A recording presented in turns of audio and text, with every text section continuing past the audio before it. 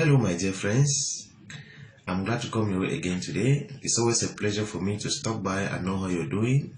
I rub minds with you on the issues of life. Presently, we are addressing frustration, and to this point, I have said so many people are frustrated in life because they're trying to challenge life. When you come to terms with the fact that before you were born, life was already running, right?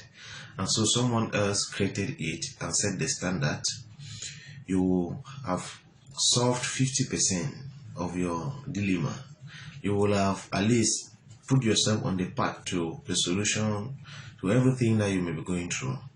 So presently, I want to focus more on marital issues, but I'm starting with the singles. We have gotten to a point in life where so many young people are scared of marriage.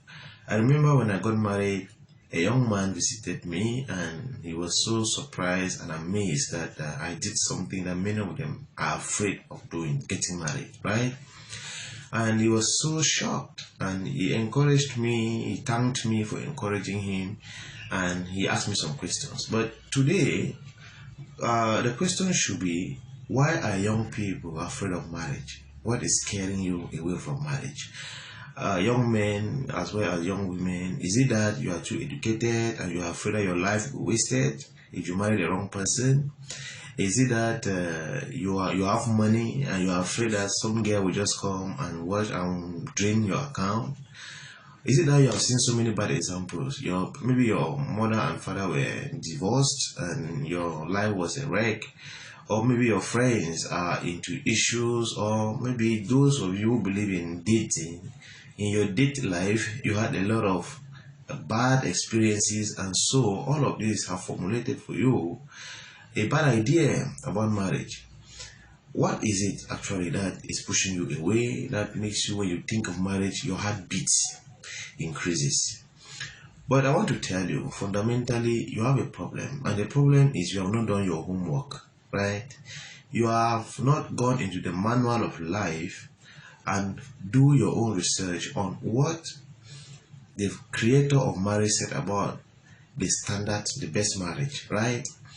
So if you don't know, what happens? Ignorance breeds fear. Ignorance gets you confused. Ignorance gets you lost, right? So the first thing you are supposed to do is sit down. If you know that you are attracted to the opposite sex, you have to sit down and do your homework about the kind of definition, the kind of characteristics that were inculcated into the best standard of life. What is funny about the manual of life is you cannot use your own definitions and get the result that is in the manual of life, right? If the menu says follow this step, follow this step, follow this step, and you will get what the manufacturer said, right? If you do yours, you won't have the result of the manufacturer. So if you are wanting a happy home, it is not to approach it with your own terms. It's to go by the terms of the manufacturer, the creator of marriage, and you are going to discover that it's quite easy. It's quite easy. So in my own research, I discovered so many simple things that many people don't know. The first thing I always tell people is, when you know that you are going to yoke yourself with somebody, the first thing that you should invest in is not on the kind of person that will suit my life.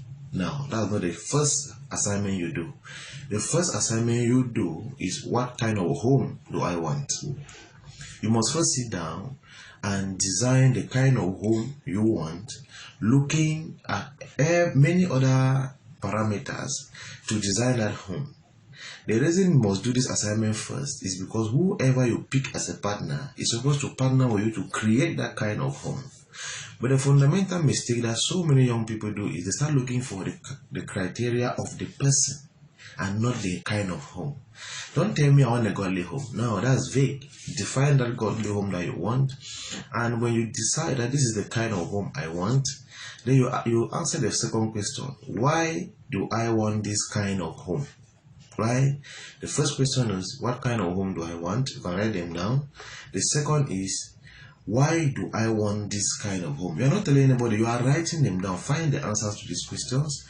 And then the third question is, how will I achieve this kind of home? That's when now the kind of person comes in. How will I create this kind of home? Right? Then the last question is, what am I doing today that is contributing to that kind of home, that the end result will be that home that I'm dreaming about, right? I've asked this question even to married people, that what kind of home do you want to have in 5 years? You don't have answers for me, right? And when I use these 4 questions, it helped me to design the kind of home that I have now and that I am building to achieve in the future.